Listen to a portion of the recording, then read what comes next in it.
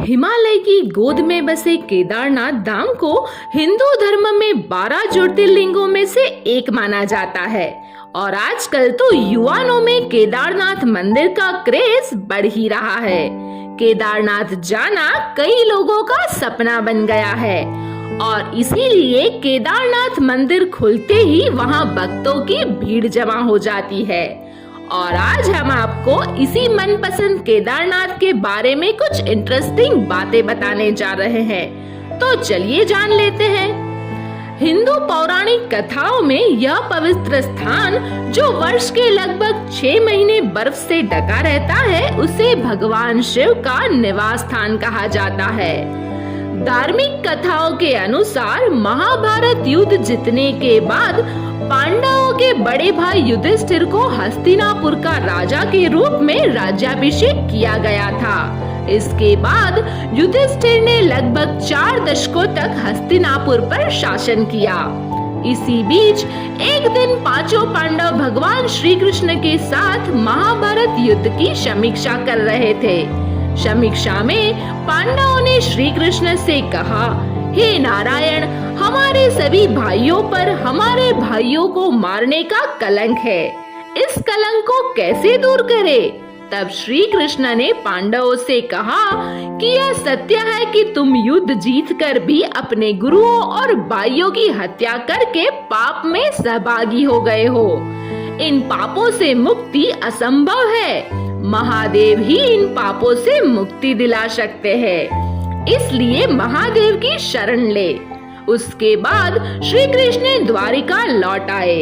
इसके बाद पांडवों को पापों से मुक्ति की चिंता सताने लगी और वे मन ही मन सोचते रहे कि कब वे राजपाट छोड़कर भगवान शिव की शरण लेंगे।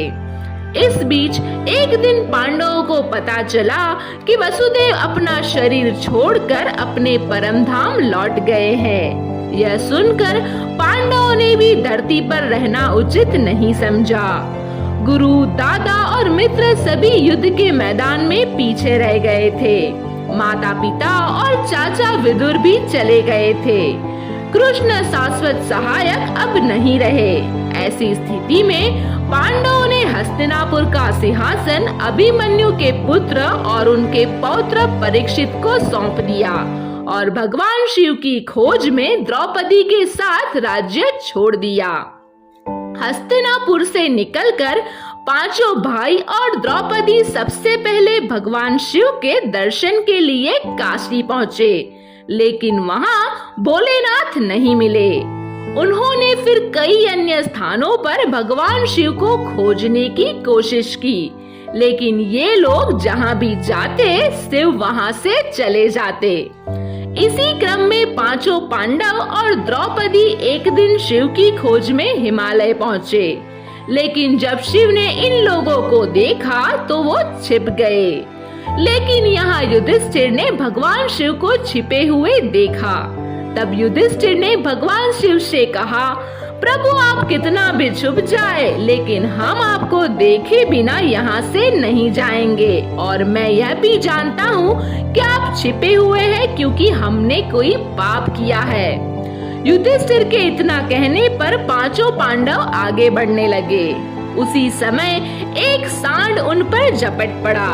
यह देखकर भीम ने उसे युद्ध करना शुरू कर दिया।